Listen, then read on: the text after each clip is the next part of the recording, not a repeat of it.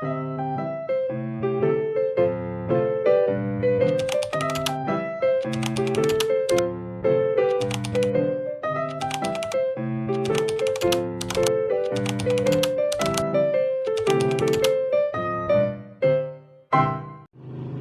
afternoon, everyone. I'm Gerald Ditangka from BSF 1A, giving you 10 tips how to success. So first, set clear goals. Establish both short-term and long-term goals. Having a clear vision of where you want to go will help you stay focused and motivated. Break these goals down into actionable steps to make them more achievable. Second, develop a growth mindset. Embrace challenge and opportunities to learn and grow. View failure as a part of the learning process, not as setbacks. This mindset will help you stay resilient and adaptable in the face of adversity. Third, time management. Prioritize tasks based on importance, not urgency. Use tools like to-do list calendars or time blocking techniques to stay organized and productive.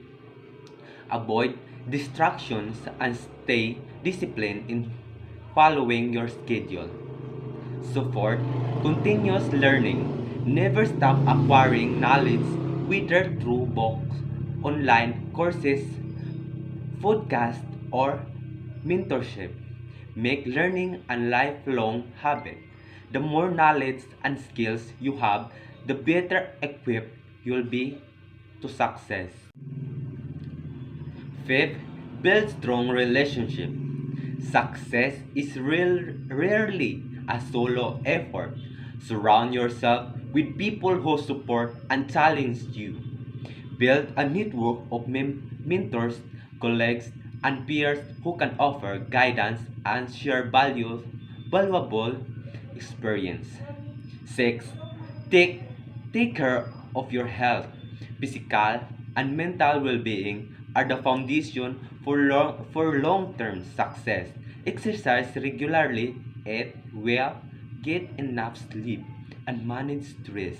A healthy body and mind give you energy and clarity needed to perform at your best. 7. Stay focused and consistent. Consistency is key to achieving long-term success. Focus on your goals daily, even small ways.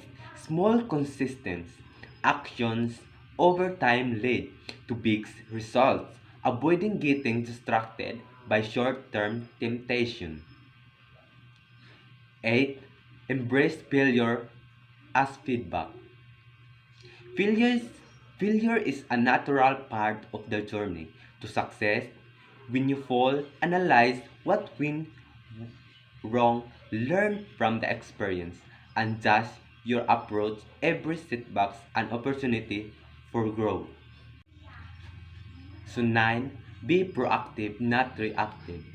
Anticipate challenges and take initiative instead of waiting for things to happen. Make things happen. Being proactive means staying ahead of problems and seizing opportunity when they arise. 10. Stay positive and resilient. Maintain a positive attitude even at difficult times. Resilience is the ability to bounce back from challenges and keep pushing forward. Cultivate optimism and keep believing in your ability to succeed, even when things don't go as planned. Success is a blend of preparation, persistence, and the ability to learn from both wins and failures. By applying these strategies, you're building a solid foundation for achieving your personal and professional goals. Thank you.